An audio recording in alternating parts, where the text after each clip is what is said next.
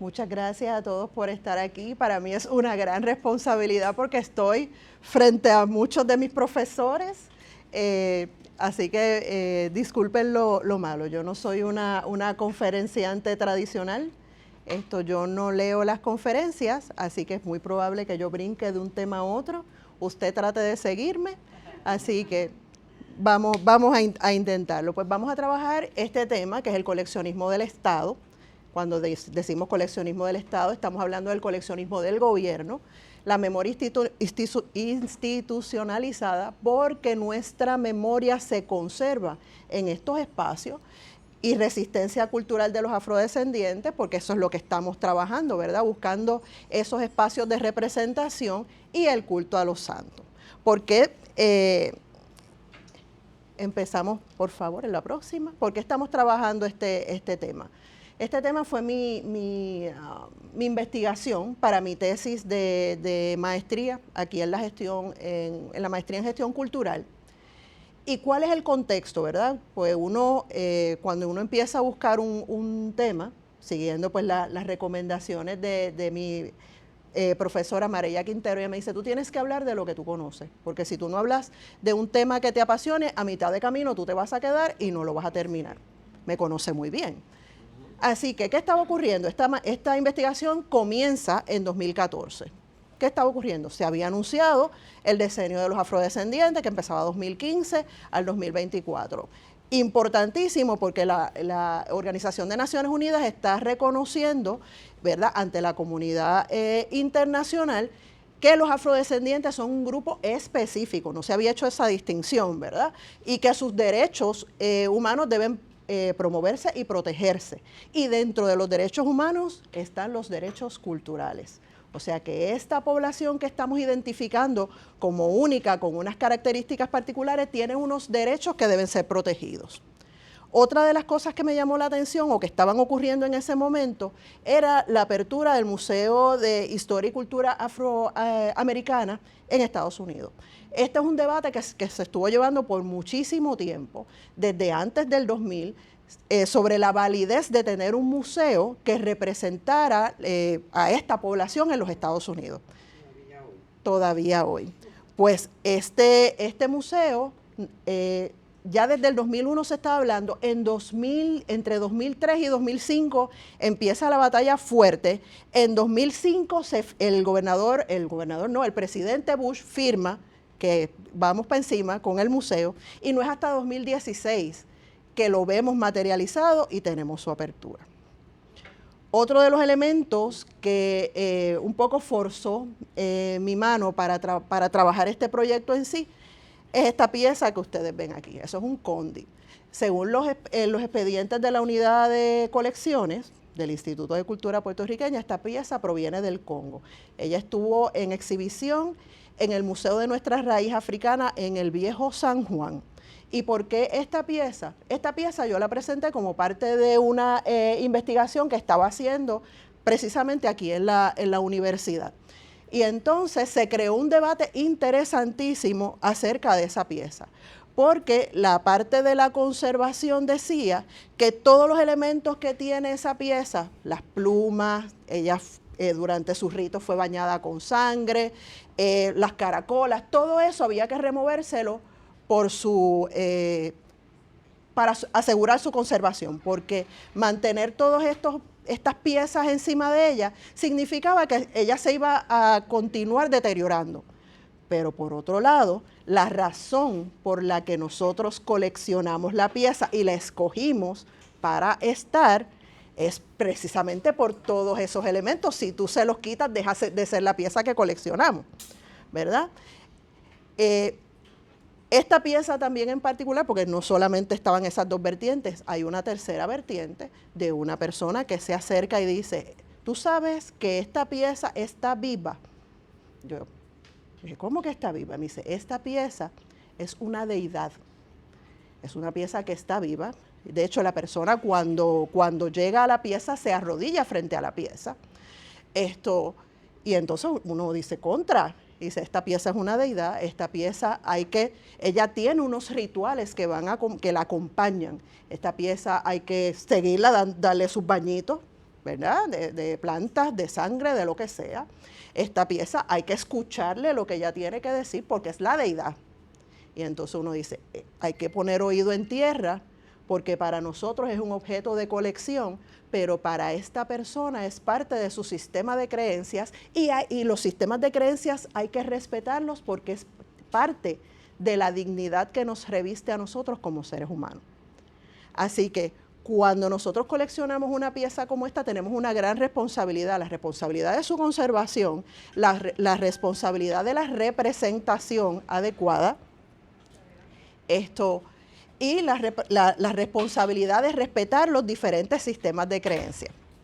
Así que es un choque.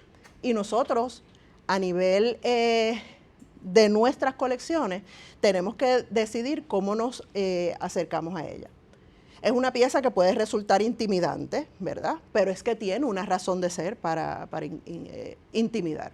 Para los efectos es un condi, pero si usted va a ciertos altares domésticos, esta pieza está allí precisamente para defensa, es para protección. Esta pieza usted la pone a la entrada de su casa, en el congo donde identifican que viene, se pone a las entradas de los pueblos, porque esta es la primera defensa contra los malos augurios, contra las malas personas, contra los ataques. Así que ella puede parecer así, muy agresiva, pero tiene una razón de ser, la protección de lo que le sean asignado. Por favor. Ay, perdón, ¿eso qué tamaño es? Perdón. Ella debe medir 3 pies. Ella no es muy grande. ¿Y el material? Ella tiene madera, tiene plumas, tiene caracoles, tiene diferentes tipos de fibras encima, tiene marfil también, porque los dientes que ven son de marfil. Ella tiene muchísimos materiales encima. ¿Y hay una fecha aproximada? No tenemos fecha aproximada, hay un poco, dependemos, la información que hay sobre esta pieza es limitada, ¿verdad? Porque ella se adquiere para el Museo de Nuestra Raíz Africana, precisamente para poner en contexto de dónde salen las máscaras como las conocemos hoy, ¿verdad?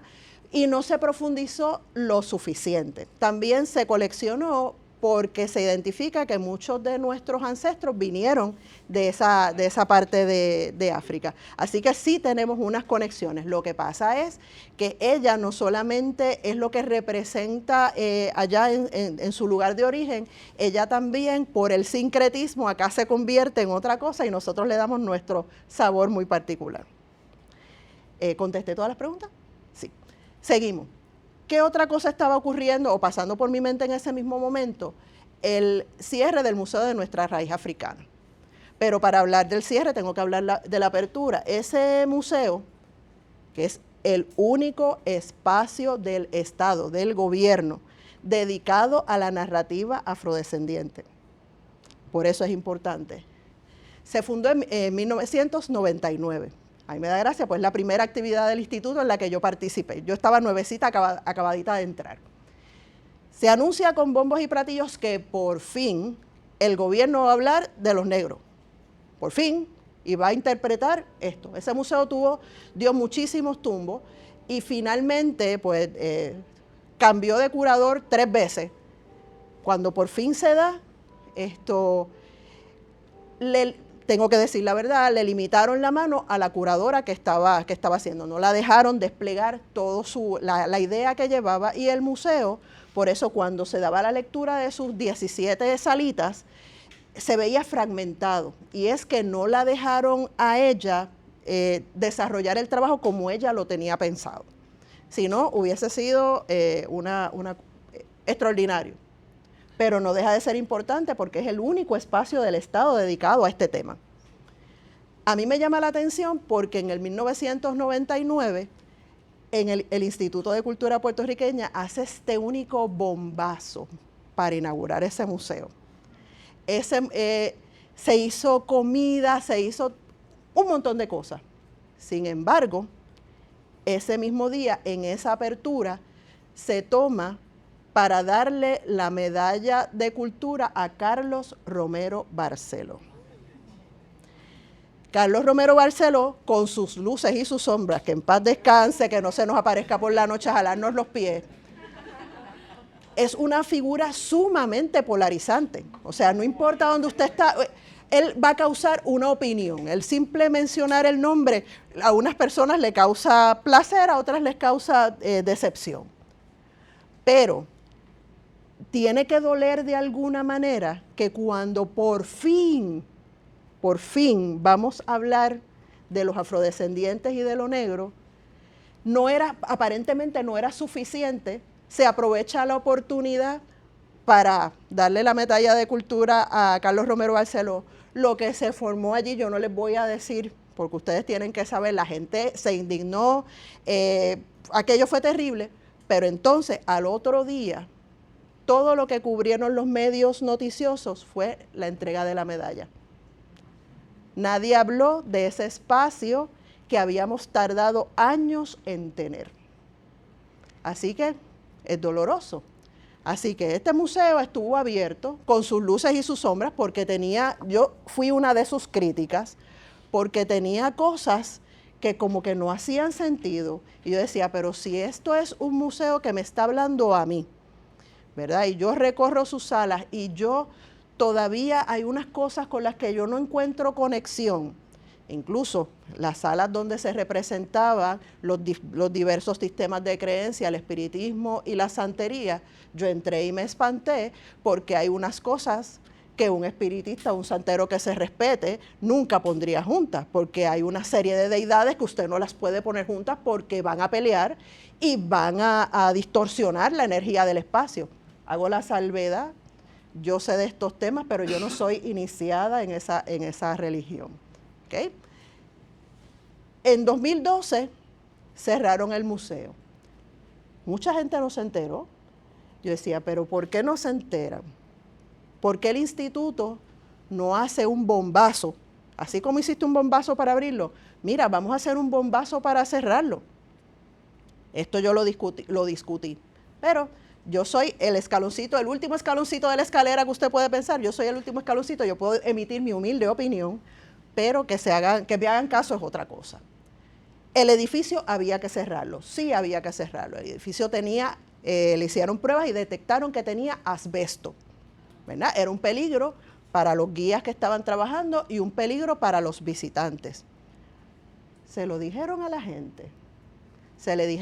Alguien le dijo a la gente, te estamos despojando de este espacio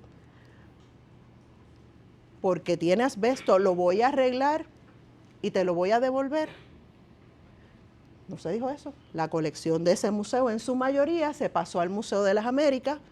Mucha gente piensa todavía que esa colección se perdió, pero si usted va a la sala de la herencia africana en el Museo de las Américas y se fija con cuidado, la mayor parte de los objetos o muchos de los objetos dice abajo colección Instituto de Cultura Puertorriqueña. Pero no se le comunicó a la gente dónde fueron a parar objetos que eran importantes para decodificar qué es esto de ser afrodescendiente.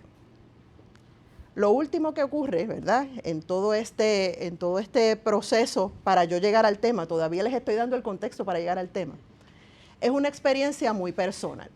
Algunos de ustedes ya conocen esta historia porque yo la he hecho antes. Yo me crío con mi mamá, una mujer mulata preciosa, y mi abuela, una mujer negra. Los mejores momentos de mi vida yo los pasé entre las piernas de mi abuela, ella haciéndome trenzas y peinándome con aceite de coco y aceite de almendra. Pero en mi casa pasaba algo muy particular. Mi mamá, pues temprano se unió a la Fuerza Trabajadora del país. Mi mamá trabajaba en el Centro Gubernamental Minillas. Nosotros vivíamos en la urbanización Santiago Iglesias en Río Piedra. Y mi mamá a las 7:30 de la mañana se montaba en su gran Torino color azul y cogía el expreso para llegar al Centro Gubernamental Minillas.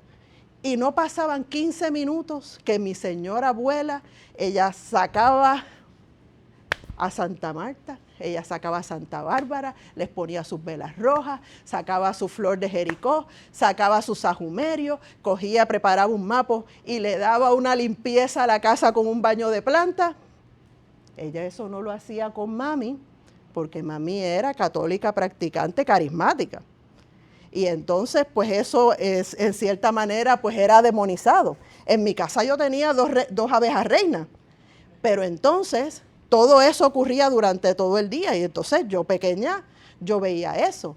Y entonces, cuando daban las 3:30, 3:45, que doña Laura salía de allá del Centro Gubernamental Minilla, en mi casa se abrían todas las ventanas, se recogía todo el altar y se guardaba, para que se fueran los olores. Cuando mami llegaba ya no quedaba rastro de nada de eso. Aquella casa limpia. Aquella casa limpia, no, aquellas energías estaban alineadas.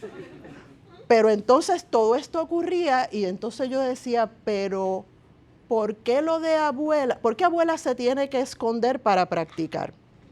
¿Por qué esto es malo?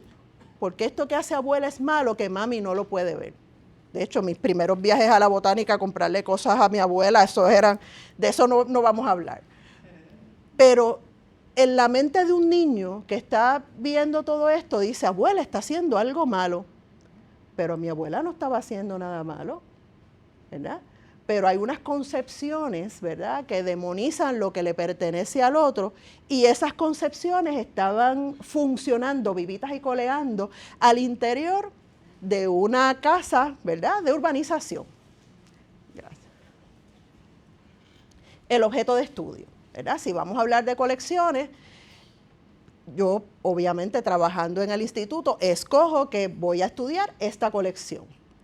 Pero a mí mis maestros me enseñaron que es bien importante a la hora de hablarle un tema, definir qué es, para asegurarnos que todos estamos en la misma página. ¿Qué es el Instituto de Cultura Puertorriqueña? Es una corporación pública, no es una agencia de gobierno, es una corporación pública creada por ley en el año 55 con esta encomienda: conservar, promover, enriquecer, divulgar los valores culturales de Puerto Rico. Esto es una institución que tiene museos, pero no es un museo. Tiene colecciones, pero no es un museo. Esta institución lo que hace, su función principal es desarrollar y ejecutar la política pública del gobierno de Puerto Rico. No es todo lo que la gente le adjudica que tiene que hacer. Su trabajo principal, aparte de lo que dice la ley que lo crea, es desarrollar y ejecutar la política pública del gobernante de turno. Así que nosotros podemos tener muchas ideas de lo que el instituto debe hacer, tiene que hacer, puede hacer, pero eso no significa que se alinee con lo que es la política pública del gobernante de turno. ¿Estamos claros? Diga usted. ¿Quién era gobernador? Cuando se crea el Instituto de Cultura, Luis Muñoz Marín. Luis Muñoz Marín era el gobernante. Así que, por favor, la otra cosa que nosotros tenemos que saber es qué es una colección. La gente piensa que colección son las 4 tacitas que yo tengo en mi casa. Eso es una colección también. Yo, por ejemplo, me confieso, yo colecciono cosas de Harry Potter. Yo soy fan de Harry Potter y yo tengo cajas de almacenaje llenas de las gafitas, los libros, la varita, todas esas cosas, ¿verdad? Mi mamá colecciona nacimientos y probablemente hay gente que colecciona cartas de pelota, whatever. Pero ¿en qué se diferencia esa colección personal que usted tiene a una colección institucional? Las colecciones institucionales son objetos y artefactos que se almacenan de forma adecuada, asegurando su conservación, que están disponibles para la investigación. Lo que usted tiene en su casa no está disponible para la investigación. Son objetos que están documentados, de dónde vienen, toda su procedencia. Son objetos que están disponibles para exhibición, sobre todo para educación. Nosotros no coleccionamos, ninguna de las instituciones colecciona para tener cosas allá por el simple hecho de tenerlas. La razón de ser primordial de nuestras instituciones y nuestras colecciones es la educación. Y entonces tenemos la clara intención de preservarlo. Aquí yo les muestro, esta es una de nuestras tablillas. Todas estas piezas también se adquirieron para el Museo de Nuestra Raíz Africana. Ahora pues están preservadas, identificadas. Y entonces probablemente ustedes me dicen, no, pero dime. No quiero saber si esas son de aquí. No, estas no son de aquí. Estas son de las que traen de afuera para ver, ¿verdad? Acá son de diferentes partes del continente africano para ver de dónde sale nuestra tradición. Porque el museo lo que hacía era esa comparativa de lo que tenemos ahora viene de aquí. Dígame. ¿Quién era la curadora original del Museo de Nuestra Raíz Africana? La primera curadora de ese museo fue Nilda Peraza. Esa fue la primera. Después de eso hubo una persona intermedio y terminó, ay Dios mío, si yo no me acuerdo de su nombre, ella me va a matar. La estoy mirando en mi mente, ahorita se lo digo. Pero en su proceso el museo cambió de curador 3 veces, por eso la visión era distorsionada, porque tenía un poquito de cada uno y no tenían cohesión. Estas piezas también están disponibles para investigación. ¿Qué es lo que colecciona específicamente la unidad de colecciones del Instituto de Cultura Puertorriqueña? Más de 40,000 objetos. O sea, estamos hablando de probablemente la colección más grande y más heterogénea del país. Nuestra colección tiene pintura y escultura, separa de las artes populares las tallas de santos, que eso también es algo que hay que pensarlo. Tenemos artefactos militares, tenemos una colección de obras sobre papel con todo lo que usted se puede imaginar sobre papel, todos los tipos de grabado de Puerto Rico, todo lo que tenga como soporte el papel. Nosotros tenemos una colección de muebles y objetos. Esa también es una de las colecciones más grandes. Si usted va a Depósito va a pensar que es pequeñita, pero recuerden que el instituto tiene 14 casas históricas alrededor de la isla y todos los muebles que se exhiben en esas 14 casas históricas son parte de la colección del Instituto de Cultura Puertorriqueña. Nosotros tenemos también una colección de textiles. Me dice, pero ¿y para qué uno quiere una colección de textiles? Y dice, pero ¿y qué tiene que ser eso? Porque aquí en Puerto Rico, la industria de la aguja asociada a la mujer, sobre todo, tuvo unos cambios. Pues hay que tener unas muestras de eso para el que quiera estudiar los cambios en material y los cambios en la forma de tejido. Nosotros tenemos que tener material disponible, ¿verdad? Porque si esta es la colección de todos los puertorriqueños, el que quiere investigar también tiene que tener los trajes de vejigantes, también tiene que tener piezas de vestuario. Un ejemplo que yo utilizo, que no tiene que ver nada con nada, tenemos que tener enagua. Yo no sé cuántas de las damas que hay aquí tienen enaguas todavía en sus gavetas, yo no tengo ninguna. Hace miles de años que en mi casa no hay ni una enagua, pero las mujeres en Puerto Rico usaron enagua, pues entonces si alguien va a estudiar la moda femenina, porque aquí hay departamentos de moda, pues tiene que haber disponible un ejemplar de una enagua o de 2 enaguas, pues todo eso está disponible. Y entonces también tenemos una colección de artes populares, que es todo tipo de artesanía en todo tipo de material que se cree en Puerto Rico. Así que es una colección bien amplia. Diga usted. Perdón que moleste. No, tú no me molestas jamás. Cuando creó 1955, ¿verdad? Don Ricardo con Don Muñoz, no tenía visión de crear como museo nacional. Sí. Sí. Que no, ¿verdad? Eso que siempre yo... Había la idea de lo que llamaban un museo de bellas artes. Siempre estuvo.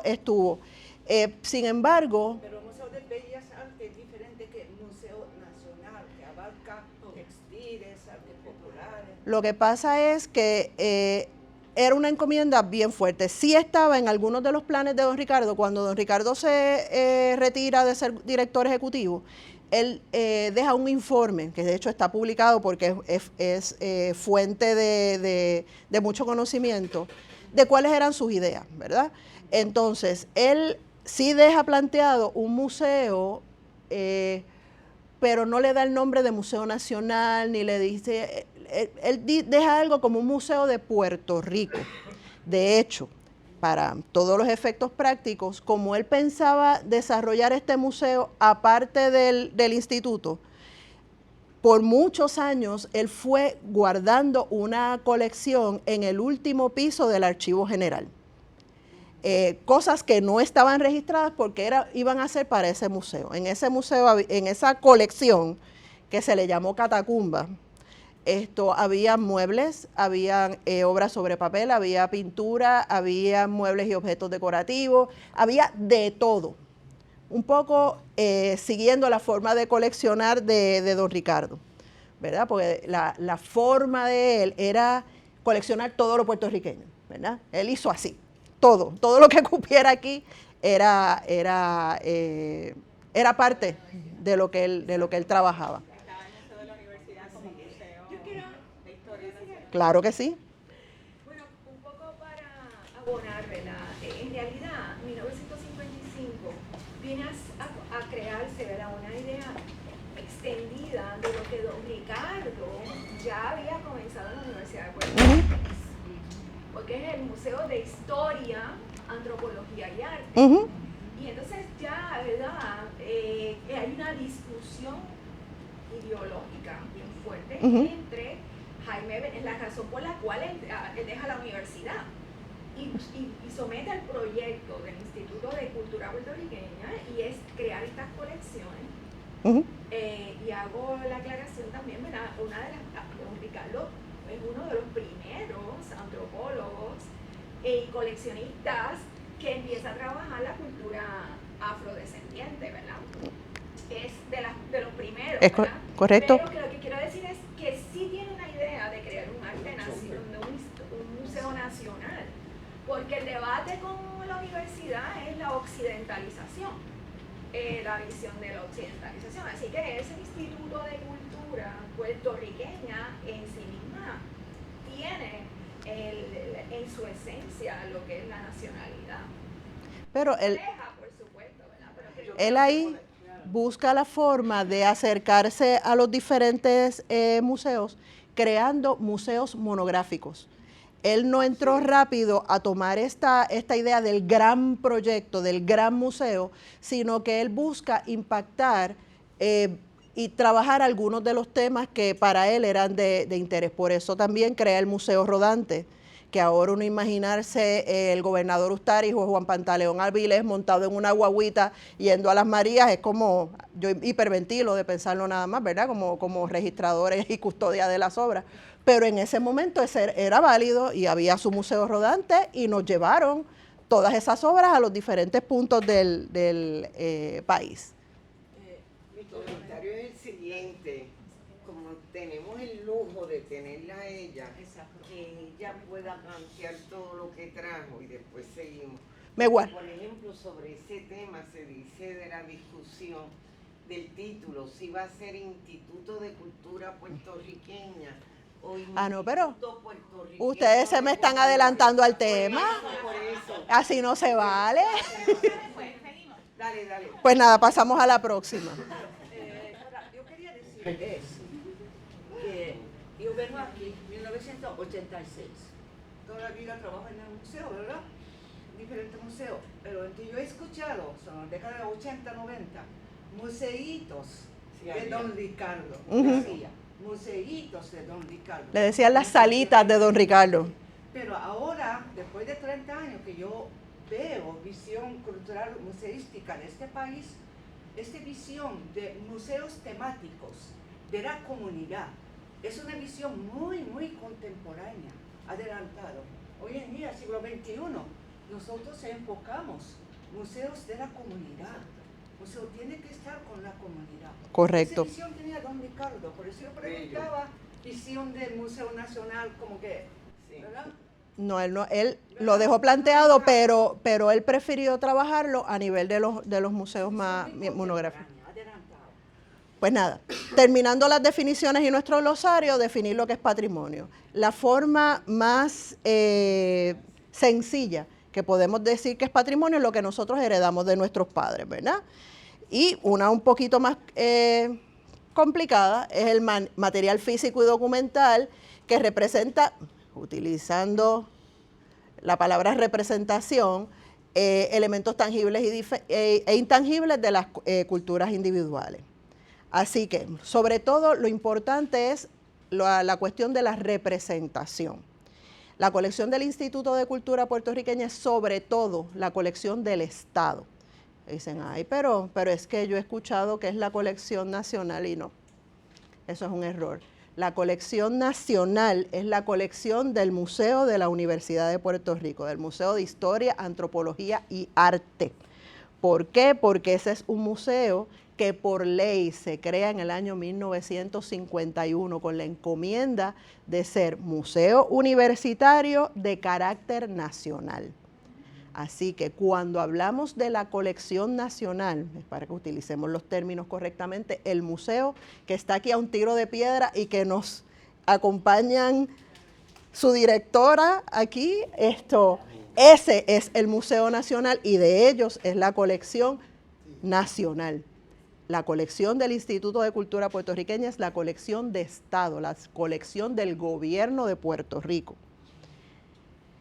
Quiero detenerme un segundito a hablar de esta pieza. Esta también es un condi, ¿verdad? Si estamos hablando de representación, cuando yo entro a la bóveda del instituto, yo ando buscando qué hay allí que se parece a mí, ¿verdad? Y entonces cuando doy la mirada panorámica, una de las piezas que encuentro es esta. Yo digo, esta se parece a mí. Y se parece a mí porque tiene la bemba grande igual que yo, ¿verdad? Tiene esas, como decía mi abuela, esas narices aventadas, ¿verdad?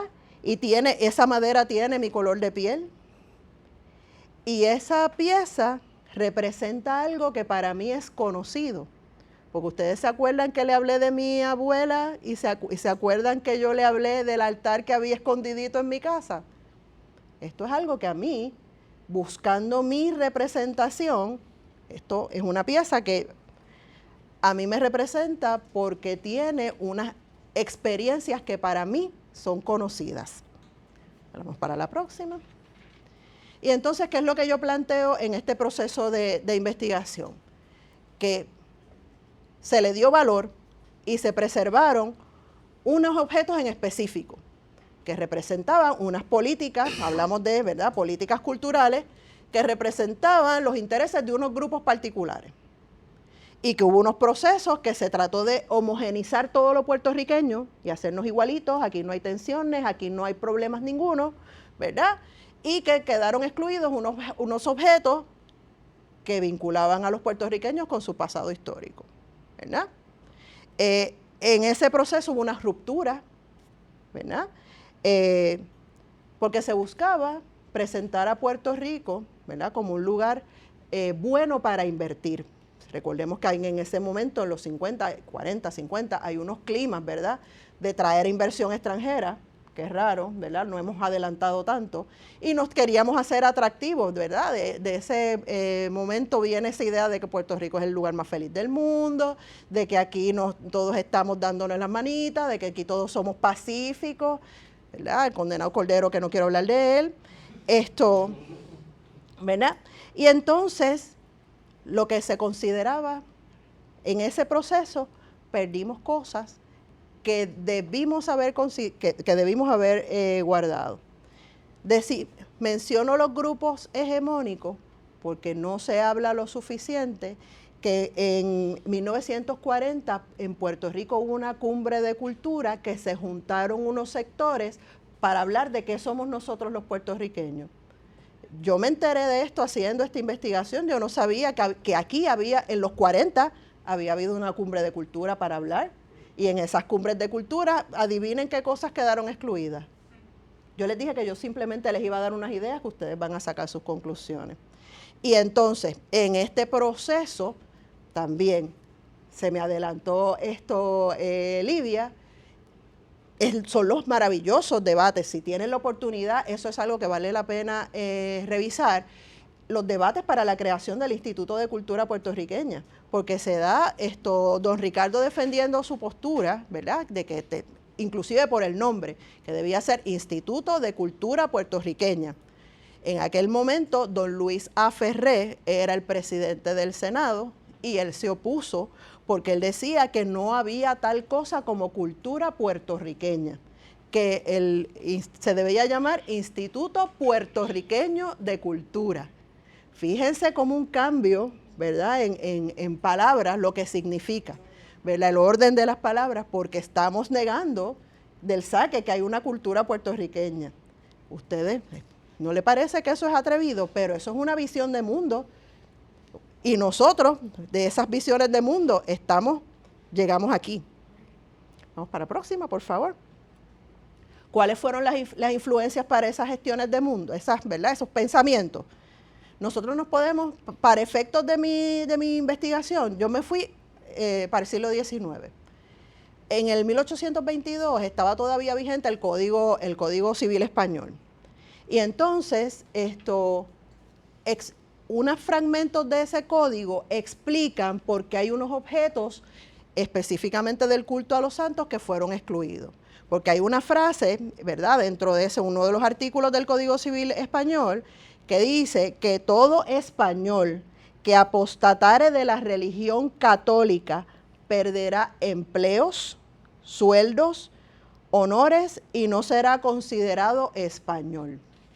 Así que si usted iba a perder todo lo que usted tenía, usted iba a perder hasta la camisa, usted iba a ser católico de misa diaria. Aunque en su casa tuviera el cartel, que no lo cogieran.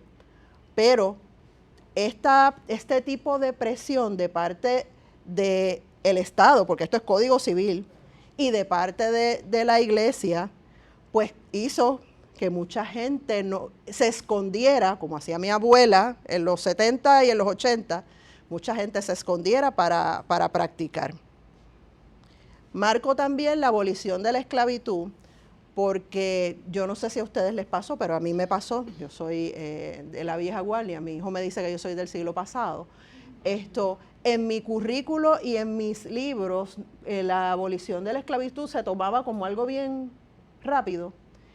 Y un poco se quedó esa idea de que los esclavizados estaban sentaditos en un sitio tranquilitos, esperando que alguien los liberara, ¿verdad?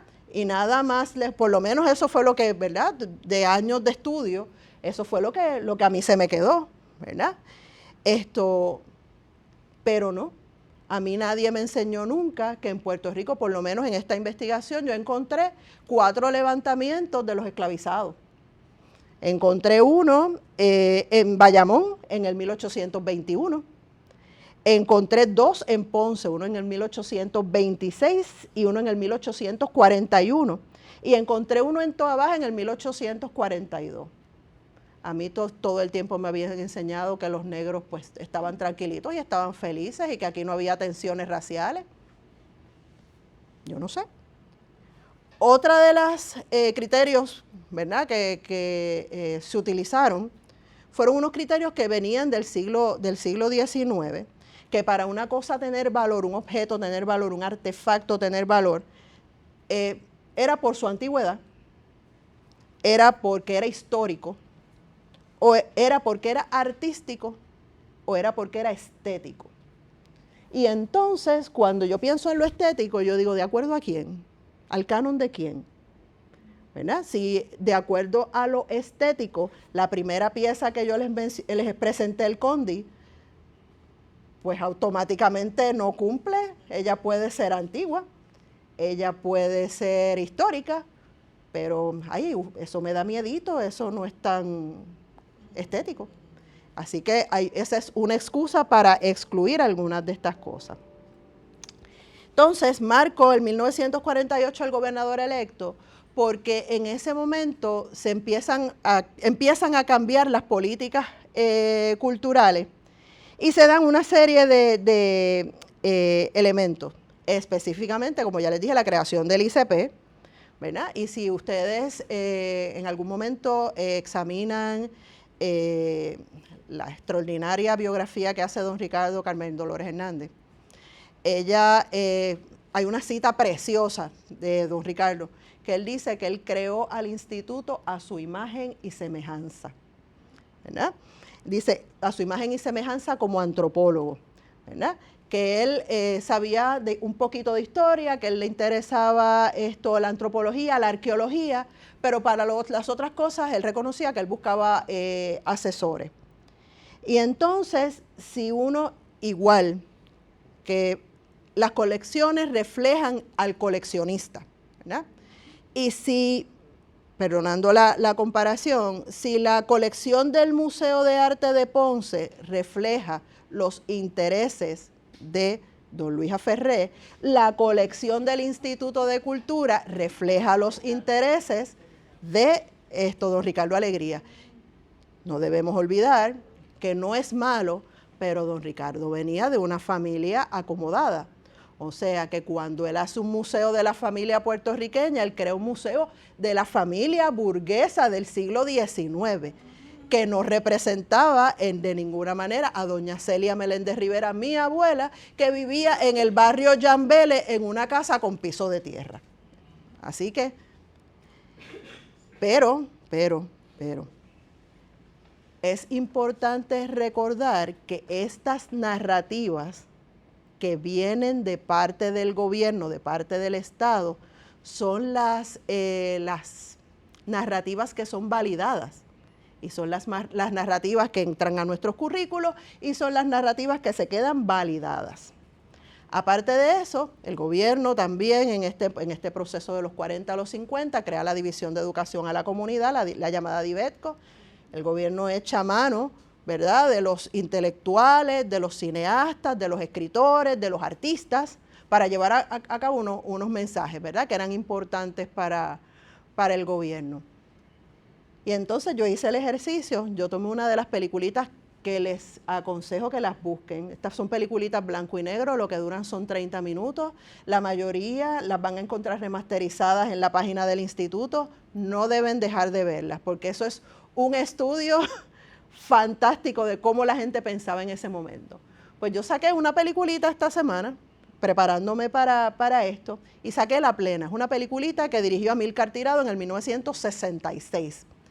Y entonces, pues La Plena, te están hablando de dónde sale La Plena, y entonces hay que estar bien pendiente de esa narración, porque cuando te están hablando y en un momento te dice que aquí hubo negros importados. Y yo hice así, porque lo que tú importas es propiedades. Espérense un momento, punto de privilegio. Vente, mi amor. Gracias, Laura. Llegué. Llegó. Vente, mi amor, aquí está. Pues,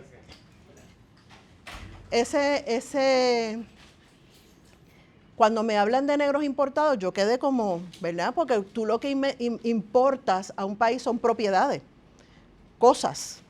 Y entonces cuando me habla, en la narrativa dicen negros importados, yo como que tuve un momento de difícil manejo. A mí me dio dificultad tragarme eso.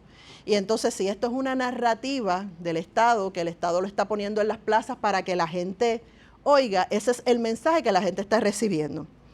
Entonces, esto también en esa narrativa se habla de Loíza Aldea. Cuando dijeron aldea, yo quedé, nuevamente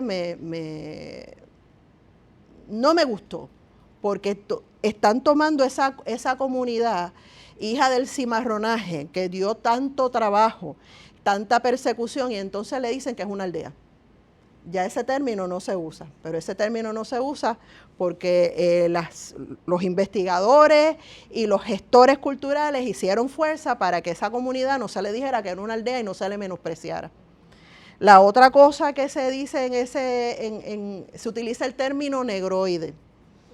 Yo tengo un problema con ese término desde que lo utilizaban con Juan Boria. Ustedes no habían nacido cuando se hablaba de la poesía de Luis Pález Matos y decían la poesía negroide. Eso es una forma despectiva de hablar de lo que es mío, ¿verdad? De lo que me pertenece a mí, de lo que me representa a mí. Entonces, si usted trata lo que es importante para mí como negroide, usted un poco me está tirando a mí también a poco valer. La próxima, por favor. Entonces, seguimos hablando de representación. Dos de los,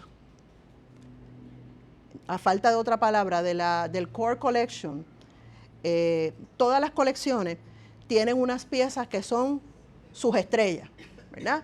Son las piezas que si hay un terremoto, con esas piezas es que usted va a salir corriendo, porque son las piezas que son la columna vertebral, ¿verdad? Son las que representan la colección. En este caso, hay 2 piezas de José Campeche que son la representación de nuestra colección. Mucha gente la piensa y automáticamente ve estas 2 obras. Hago la salvedad. Ustedes ven estas personas, esta es el exvoto de la Sagrada Familia. Esta representación aquí, ¿verdad? Que aquí está un poquito más agrandada, es la primera representación del negro en la pintura puertorriqueña. ¿Verdad? Yo lo siento por Campeche, ¿verdad? Pero si la primera representación que yo tengo mía es de rodillas, es como un sirviente doméstico, yo tengo un problema, ¿verdad? No nos podemos juzgar, porque no podemos juzgar este momento, pero si lo que yo te estoy diciendo, que lo importante para mí es esto, sin ampliar la narrativa y decir, pues mira, empezamos así, pero si hicimos esto, pues hay un problema. También el gobernador don Miguel Antonio de Ustari, esta pintura es importante por muchísimas cosas. Es un ejemplo extraordinario de miniatura, de técnica, es una joya. Si usted, esta ventanita que está aquí, es probablemente de los primeros paisajes urbanos de la pintura puertorriqueña.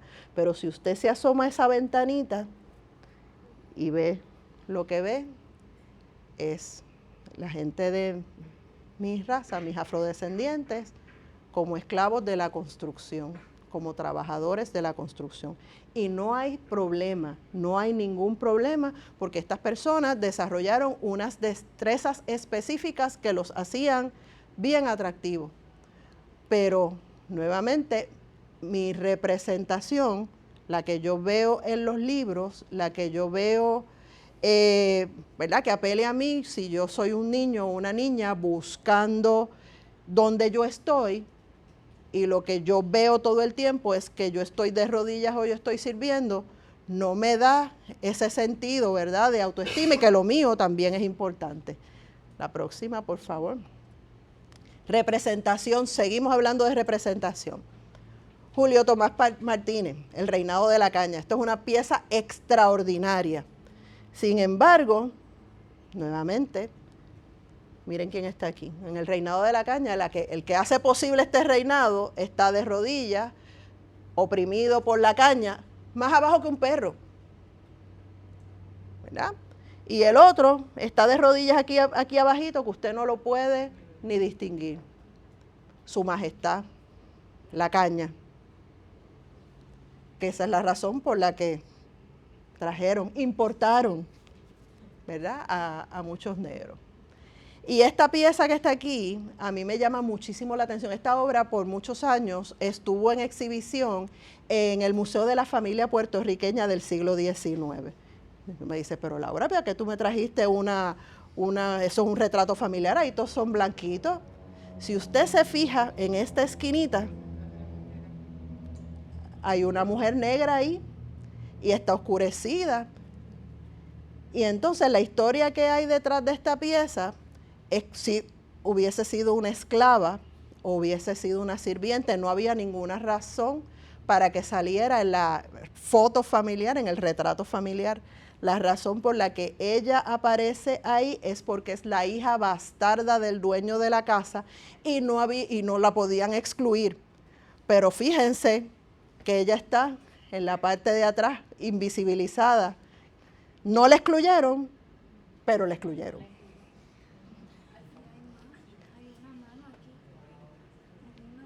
Sí, echándole fresquito a la reina. La próxima, por favor.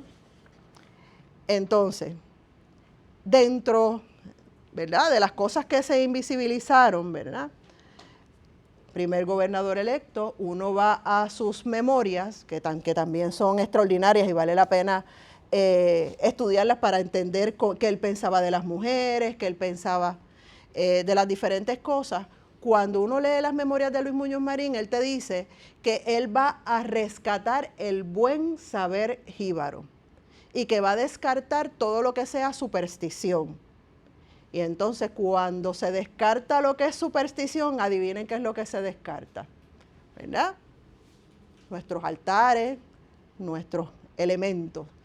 Junto con esa cuestión de descartar, se van también los saberes de nuestras comadronas, los saberes de las mujeres que las tildaron de brujas porque sabían cómo curar con plantas. Todas esas cosas se fueron descartando, ¿verdad? Dentro de lo intangible, no se descartó tanto, por ejemplo, la bomba, que es algo que lo seguimos viendo, pero hay una razón de ser. La gente piensa, ¿verdad?, que el amo español, ¿verdad?, el mayoral, era muy dadivoso, porque permitía, ¿verdad?, que se practicara la bomba. Y qué bueno, porque dentro de la bomba también está lo ritual. Yo tengo mucho respeto por la bomba. Y mi abuela decía que eso eran negros meneando la saya, pero es mucho más que eso. Eso es una negra excluyendo otros negros. Fíjense que se da cómo penetra el mensaje. Pero la bomba tiene una particularidad. Los mayorales permitían que los negros y las negras bailaran la bomba porque eso los mantenía en buena condición física y los mantenía ágiles. Así que no perdían su valor en el mercado. Y entonces eso era también una manera de manipular, porque si usted se portaba mal, pues no podía ir a la bomba. Mucha gente, por ejemplo, no sabe que para nosotros es bien importante el 6 de enero, ¿verdad? ¿Qué nosotros hacemos el 6 de enero? El Día de Reyes, ¿verdad? Y entonces nosotros pensamos que eso es puramente español, pero no. Fíjense que el 6 de enero era cuando se organizaban los bailes de bomba más grandes, porque ese era el día que a los esclavizados se les daba su aguinaldo. Y el aguinaldo consistía, se le daba una camisa, 2 pantalones, un sombrero y un pañuelo para el año. Así que ese 6 de enero que nosotros, ¿verdad?, nos regodeamos en él, también tiene un trasfondo que vale la pena visitar. ¿Y por qué nosotros somos tan resistentes culturalmente a dejarlo ir? La próxima, por favor. Invisibilización. En nuestros currículos nosotros no hablamos de nada de esto. De nada. Nosotros hablamos de una esclavitud en la que pensamos que todo esto era, ¿verdad?, que todos estábamos felices, que todos estábamos contentos. Incluso se decía que la esclavitud en Puerto Rico fue más suave que en el resto de las colonias españolas. Y yo quisiera, ¿verdad?, que aquí... Sí, y que debido a que la esclavitud aquí fue más suave, aquí hubo una integración racial sin problema. El logo del instituto, ¿se acuerdan las 3? Si hablamos de eso, no termino. Pero aquí en Puerto Rico la esclavitud no fue más suave y los objetos que quedan en nuestra colección te están diciendo que no fueron más suaves nada.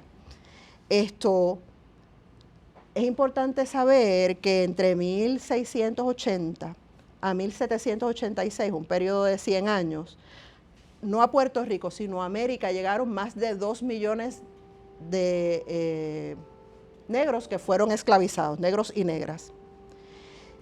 Pero entonces dicen, pero a los negros los trataron súper bien, como a los taínos, que los taínos los tenían que enseñar la religión y qué sé yo.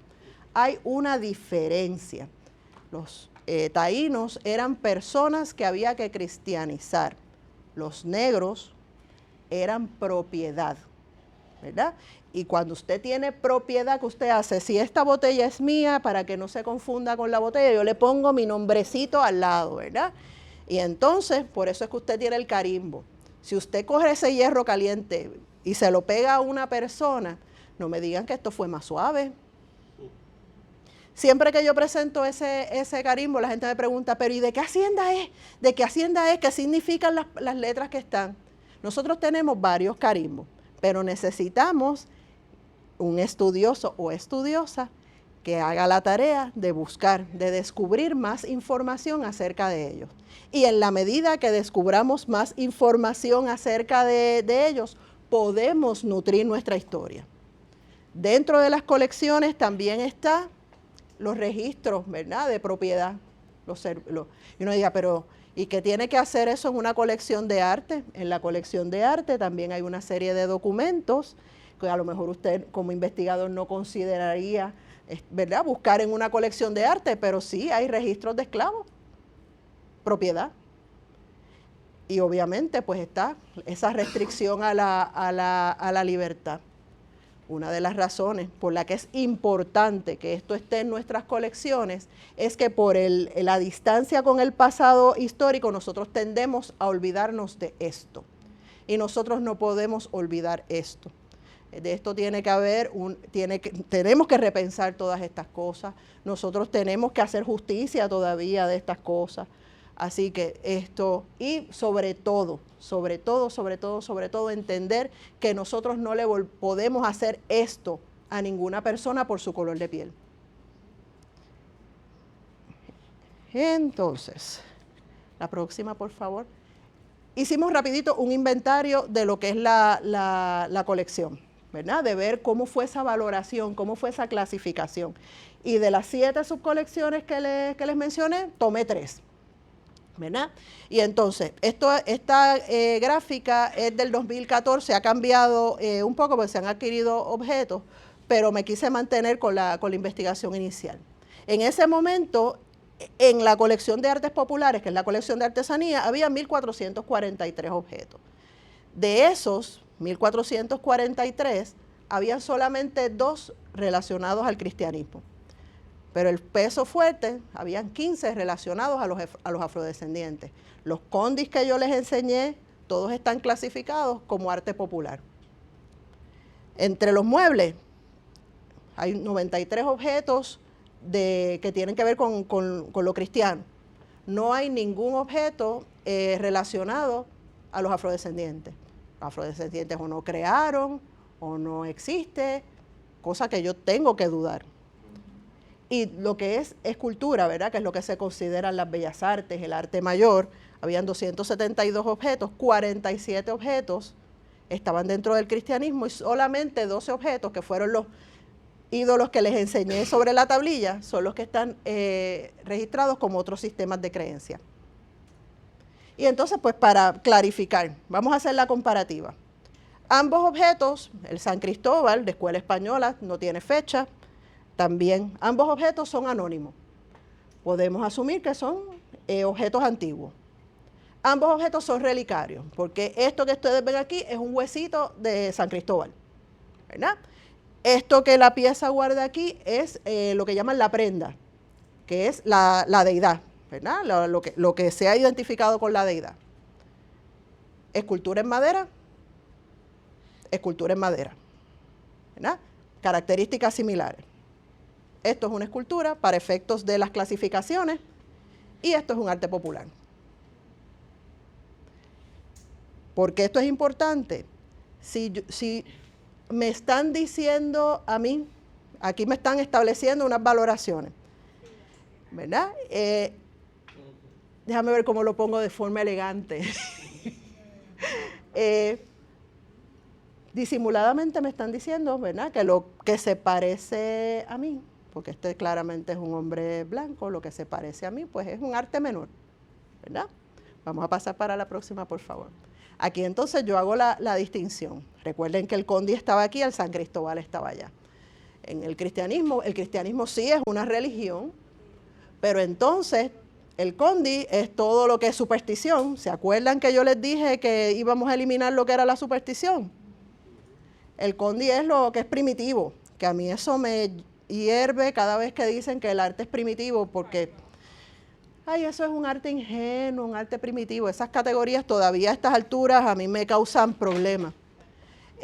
Ay, que aquello, pues el hombre estaba semidesnudo, eso es lujurioso, ¿verdad?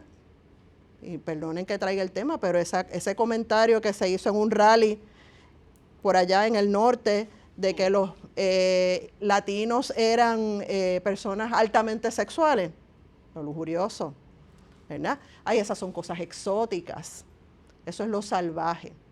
Cada vez que dicen, En muchas instancias a lo largo de esta investigación encontré que lo asociado con los afrodescendientes es salvaje. La próxima, por favor.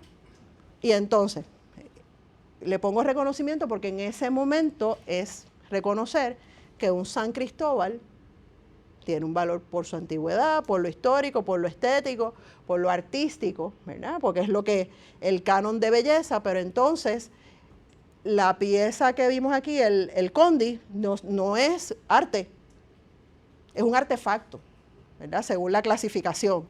Y entonces es un arte menor, es un arte popular, es un arte primitivo, es una artesanía, es una cosa efímera, es una cosa de poca pertinencia. Y entonces, si yo estoy buscando mi representación en esa colección, que es la colección del Estado, la colección de todos los puertorriqueños, las que tiene que representar a los blancos, a los mulatos, a los negros, yo sigo viendo que lo mío está un poquito La próxima, por favor. Y entonces, ¿qué pasó? Cuando se establecen estas categorías y estos sistemas, sí tuvo unas repercusiones. Se apagaron el interés en las investigaciones y en las exhibiciones. Por eso es que Marielba me dice, es que yo no sé lo que ustedes tienen en las bóvedas. Probablemente ella sabe que tenemos el Pan Nuestro, ella sabe que tenemos obra de Miguel Pó, pero de estas que yo le estoy mostrando probablemente no sabía. Y entonces, si nuestros investigadores que están aquí no saben que eso está disponible, ¿cómo lo van a investigar? Y el resultado de no investigar es que nos seguimos quedando cortos en las narrativas. No tenemos forma de ampliar esas narrativas. También el hecho de no estar representados limitó los espacios de discusión y participación en la narrativa de la oficialidad. Porque si nadie habla de esto, el gobierno no va a hablar de esto. Y si quitamos el Museo de la Raíz Africana, menos espacios tenemos para hablar. Y entonces las comunidades, ¿verdad?, buscaron otras formas y se apartaron del Estado.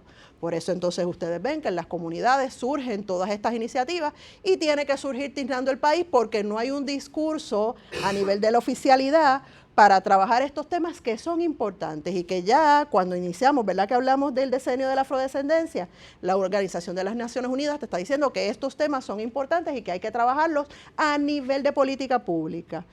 Y si recuerdan, al inicio hablamos a quién le corresponde hacer la política pública.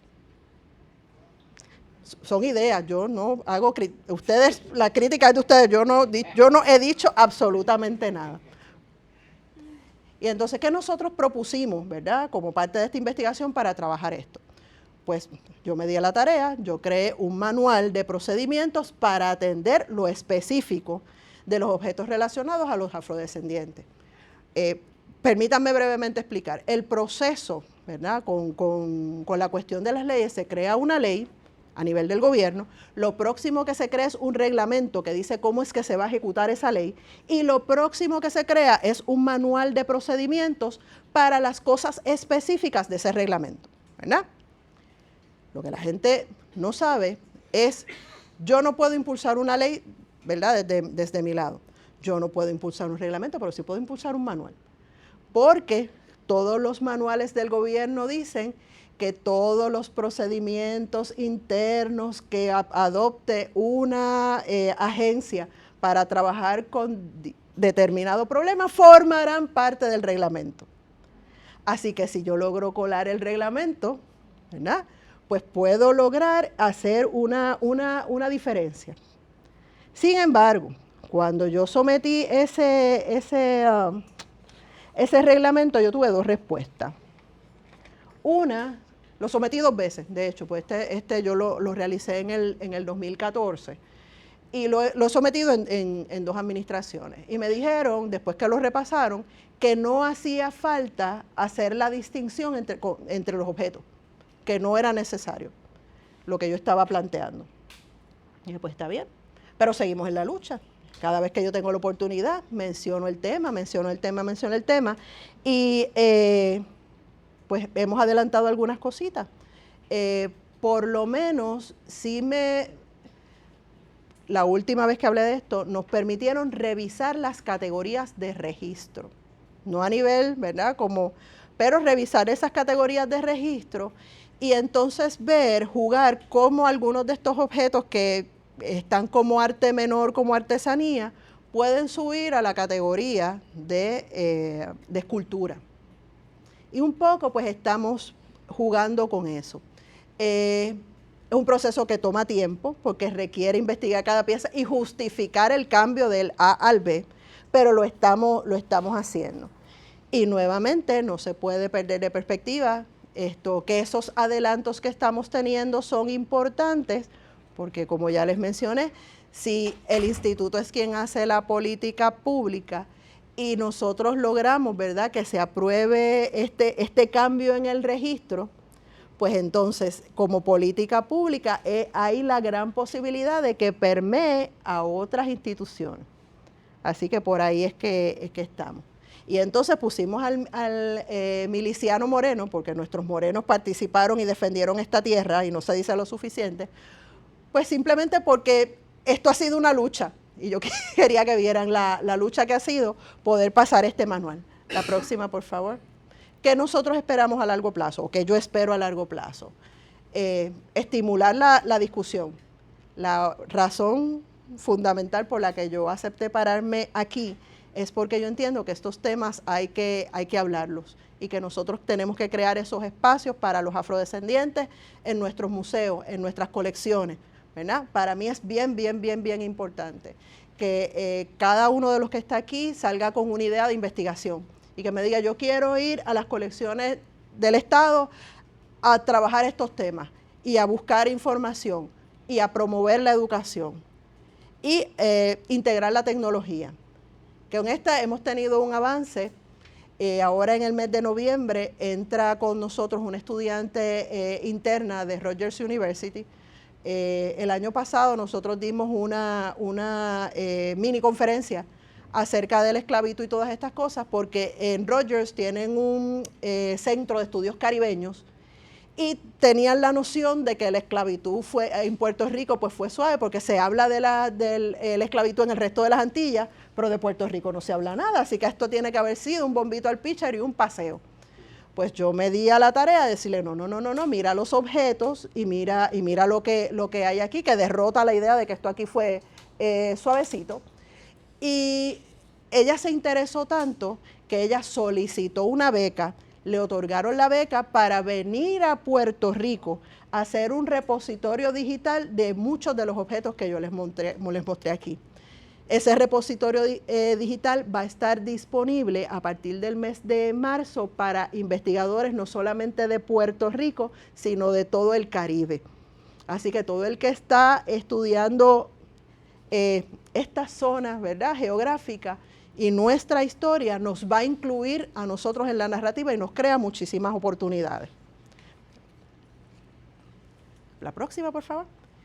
Y lo importante, finalmente, esta es la parte ideal, ¿verdad? Seguir eliminando los estereotipos, evitar los prejuicios raciales, que reconozcamos que sí tenemos unas diferencias y es válido, no es malo ser diferente, de color, de nada, no es malo ser diferente. Y sobre todo trato digno al patrimonio de los pueblos y asegurar que todas las generaciones, o sea, mis hijos, mis nietos, ¿verdad?, de este color y de cualquier color, puedan disfrutar de lo que es su patrimonio. La última, y entonces, mi conclusión, recordar, la colección del Estado es reflejo de una política pública que está actuando, ejecutando y valorando. La colección del Estado es una herramienta eficaz, porque lo es, que representa y puede representar a los afrodescendientes y a los diferentes sistemas de creencia. Y cierro con esta obra que es extraordinaria del doctor Daniel Lynn Ramos. Esta es una de las últimas piezas que adquirió el instituto para su colección y a mí me llenó de regocijo.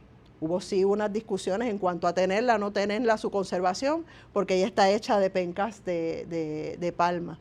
Pero es una pieza que te está hablando de el miliciano moreno que salió a defender esta tierra, porque su tierra era esta, no el continente africano, y que cualquier cosa que tuviera filo, fuera punzante, o lo utilizó para defender su tierra, ¿verdad? La máscara la está llevando a nivel internacional con algo que es nuestro, pero si se fijan por ahí por el centro, se esconde una máscara, ¿verdad? Una máscara de metal verde, que ese es Ogún, que esa es la deidad que pelea.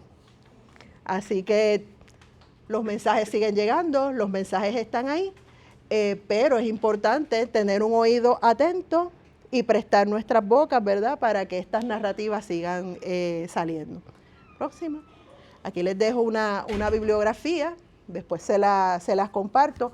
Tengo que hacer hincapié en este libro que es extraordinario, el libro de la doctora Linial Lara Fonseca, Erradicando el Prejuicio Racial. Es un libro extraordinario. Propone currículos importantísimos para los maestros y tiene probablemente de los inventarios más completos de obras de artistas negros o que representen personas evidentemente negras que yo he visto últimamente. Así que, pues nada, dudas, preguntas, traumas existenciales.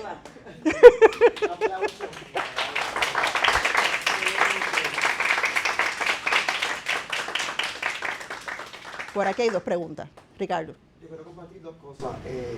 Ahorita hablaste de la narrativa que se comparte a nivel oficial. Y yo creo que en cierta manera a mí me lleva esto a hacer una visualización, y yo te veo a ti como San Miguel Arcángel. ¡Uf, qué fuerte! Abriendo camino, ¿verdad? Abriendo camino para que precisamente se den estas discusiones y entonces se inviten a hacer otras cosas. Y lo otro es, yo me imaginé por 2 segundos, claro, estoy seguro que se me hubiera ocurrido en aquel momento, pero ¿qué hubiera pasado si Ricardo Alegría hubiera sido negro? Ya. Interesantísimo. Corazón. Primero, gracias. Yo conocí tu trabajo hace muchos años atrás en la maestría, porque yo participé en la maestría, bueno, soy egresada, y pude ir al depósito contigo y me recuerdo que fue una experiencia bien para ver, y todavía escucharte hablar es increíble. Gracias. Quería, ¿verdad? Como me interesa mucho como esa parte de defender la reclasificación de los objetos, como que si nos puedes abundar un poco sobre esos retos, porque estás tratando de defender una reclasificación bajo unos crisoles bien particulares, ¿verdad? Bien blancos, bien, ¿verdad? ¿Verdad? Y entonces, ¿cómo negocias esa defensa, ¿verdad? ¿Qué retos dentro de eso se encuentran en ese proceso? Y mi segunda pregunta, o no pregunta, pero quizás como reflexión, me interesa mucho la idea del coleccionismo. Como que yo no creo que Eduardo Ricardo. Eduardo era el hermano. Exacto, Ricardo Alegría haya sido el primer coleccionista de artefactos negros, porque yo pienso que nuestras propias familias, como lo es tu abuela y demás personas, ¿verdad? En Puerto Rico tenemos colecciones que quizás no sabemos qué hacer con ellas, pero están ahí. Entonces mi pregunta era como que si conservas algo de tu abuela y qué piensas de la idea, ¿verdad? De nuestros coleccionistas afro como desde nuestros núcleos familiares. Contestando a la primera pregunta, yo como registradora estoy obligada, es parte de mi función, yo tengo que registrar las obras conforme a los parámetros que me da mi institución. Eso no se puede perder de perspectiva. Sin embargo, en el espíritu crítico yo siempre le puedo decir y seguir insistiendo, institución, tú te fundaste en el 55, las colecciones como nosotros las conocemos, el instituto empieza a coleccionar desde el momento de su creación en el 55, pero no es hasta 1990 que se organiza una unidad para trabajar con sus colecciones. Así que yo siempre digo, hay que darle gracias a Dios por lo que queda, porque en ese trayecto de tiempo pasaron 1000 cosas. No es un secreto, pues yo no estoy diciendo nada que ustedes no sepan, que en ese periodo de X cantidad de años se puede haber perdido un montón de cosas. Así que un poco, estando ahí y sabiendo que desde el 90 que nosotros tenemos nuestro primer reglamento de manejo de colecciones, las cosas han cambiado. El acercamiento antropológico ha cambiado, el acercamiento hacia la conservación, la preservación ha cambiado. Pues entonces yo le puedo decir a mi institución, no te quedes estática. ¿Qué te parece si exploramos esto? Toma tiempo, Porque yo comparo al instituto como las abuelitas, que si tú la llevas muy rápido, se te cae y se te fractura una cadera y la tienes encamada. Así que esto hay que llevarla a su paso, sin prisa, pero sin pausa. Así que esto, en la medida que yo puedo y que me dejan dar mi humilde opinión, pues yo sigo trabajando. Y me encanta la idea de poder ser protagonista en el proceso de esas obras que ya están cambiando y que el hecho de cambiarlas adquieren más visibilidad.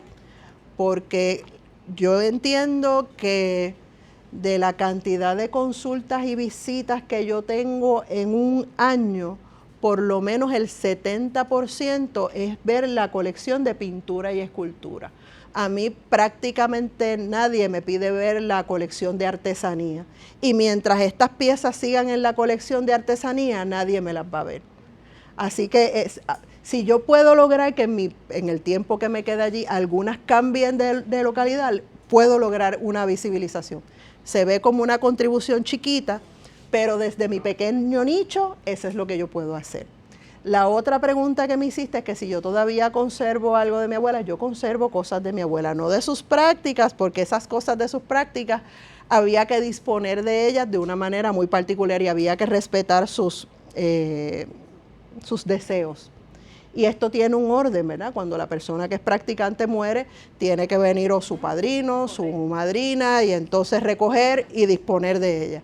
Pues yo respetando eso no lo podía hacer, porque yo no podía ser la primera que violentara el sistema, ¿verdad?, de creencias. Así que todo eso que es del culto de ella pasó. Sin embargo, pues yo sí conservo esto, porque si mi abuela era practicante, mi bisabuela también.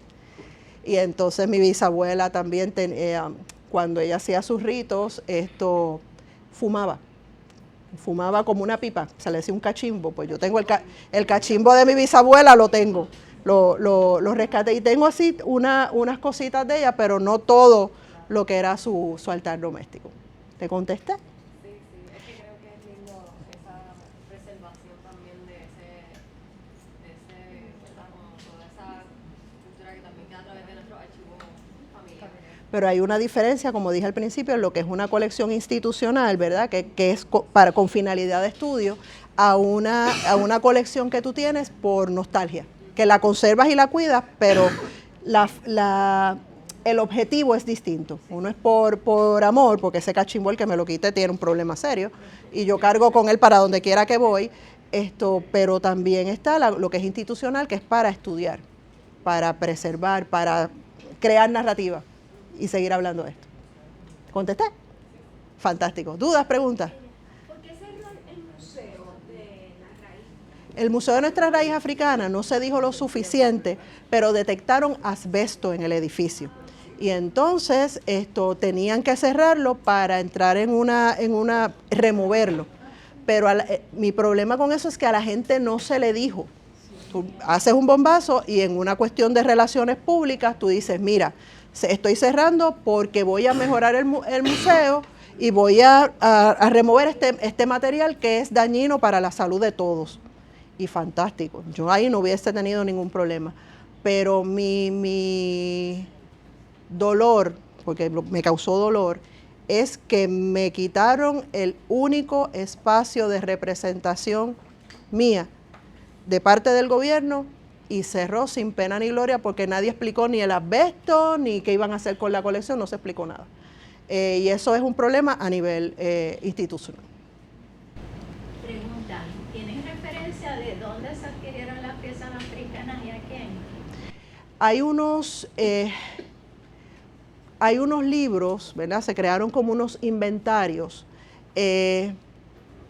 pero no tienen el rigor que se esperaría que tuvieran. Porque lo que es el Museo de la Raíz Africana,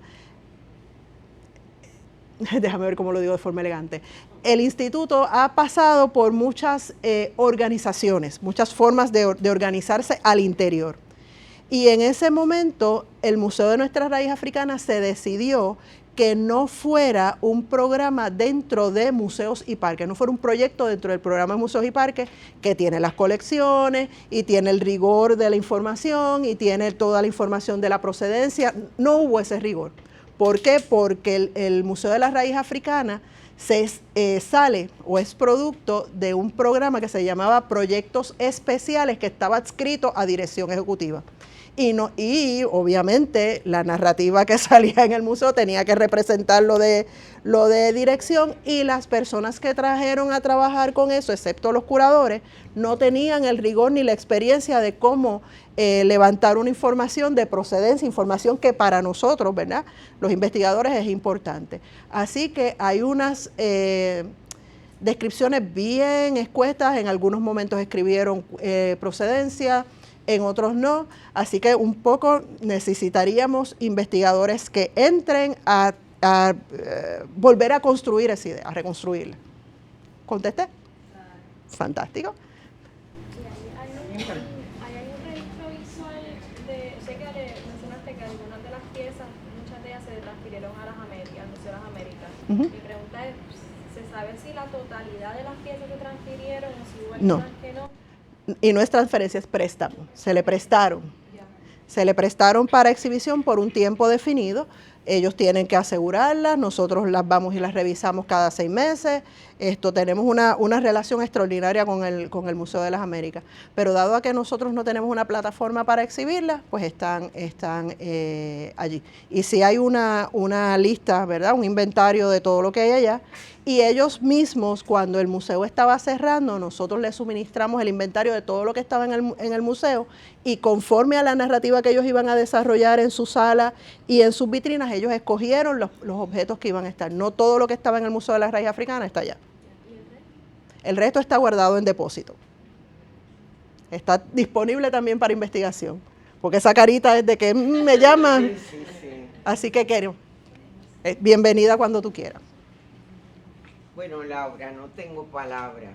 He aprendido tanto con esta investigación, y no tan solo he aprendido, me has motivado mucho, y yo quiero poner Tiznando a tu disposición.